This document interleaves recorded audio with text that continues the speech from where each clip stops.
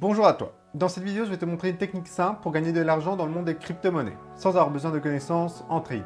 Je vais te parler d'arbitrage, une technique utilisée depuis longtemps par de grosses institutions financières.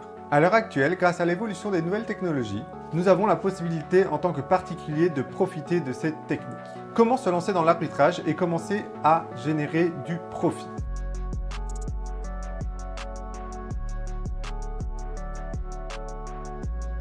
Bonjour à tous, c'est Lucas Leclerc. Sur cette chaîne, on parle argent, revenus passifs, crypto-monnaie, bourse, etc.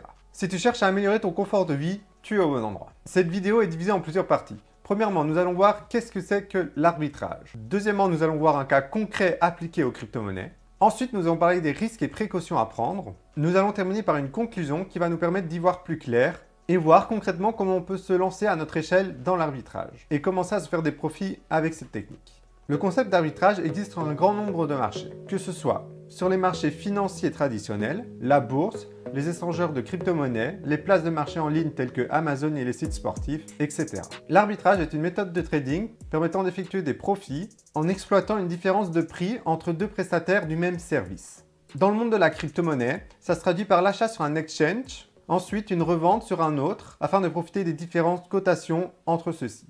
La question à se poser est celle-ci.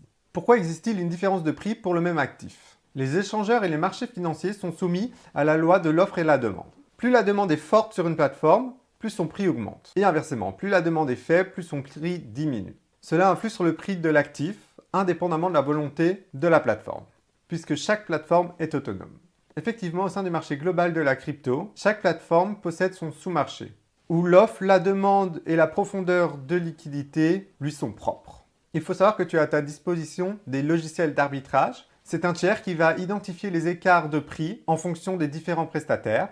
Il va par la suite décider d'exploiter cette différence de prix, acheter d'un côté et revendre de l'autre. Ce sera notamment le sujet de ma prochaine vidéo où je vous présenterai le bot d'arbitrage sur lequel je suis et qui me procure un rendement de 20% par mois. Alors, pour mon exemple, je vais vous prendre une opportunité d'arbitrage sur le Bitcoin qui a réellement existé en 2021. Par la suite d'une forte et soudaine hausse de la demande sur une plateforme coréenne, poussant le prix du BTC 17% plus haut que sur le marché européen. Donc, c'est-à-dire que vous avez un écart de 17% entre le marché asiatique et le marché européen. Le Bitcoin se vendait sur l'échangeur Binance à 57 000 $. Et sur l'échangeur coréen, il se vendait à plus de 66 500 $. On y retrouve une différence de prix conséquente. Et c'est dans ce cas qu'une opportunité d'arbitrage se dessine.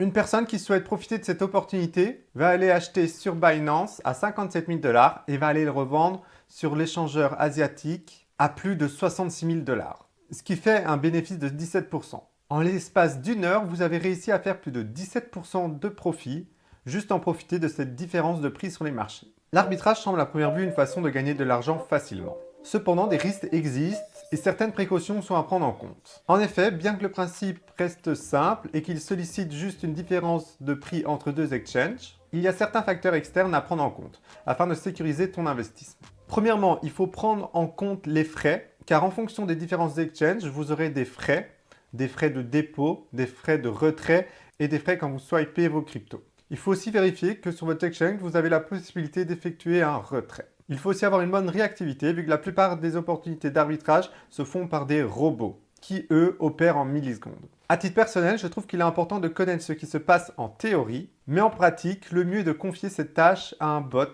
ce qui vous permettra de 1. Que ça soit automatique, de 2. Avoir l'esprit tranquille et de 3. Que votre robot soit réactif. N'hésitez pas à vous abonner et activer la cloche pour voir ma prochaine vidéo dans laquelle je vous présenterai mon robot. L'arbitrage est une méthode de trading et un phénomène simple qui a lieu sur tous les marchés où on peut échanger un objet ou un service de valeur. Bien que simpliste, la mise en pratique de cette méthode est bien plus complexe et risquée. Beaucoup de facteurs externes sont à prendre en compte. Et la concurrence dans ce milieu est rude, même dans le monde des crypto-monnaies. Ce phénomène d'arbitrage permet aussi d'autoréguler les marchés. Voilà, maintenant tu en sais un peu plus sur l'arbitrage, un phénomène qui me passionne. N'hésite pas à me dire dans les commentaires ce que tu as pensé de cette vidéo. C'était Lucas Leclerc et je te dis à la semaine prochaine pour une nouvelle vidéo.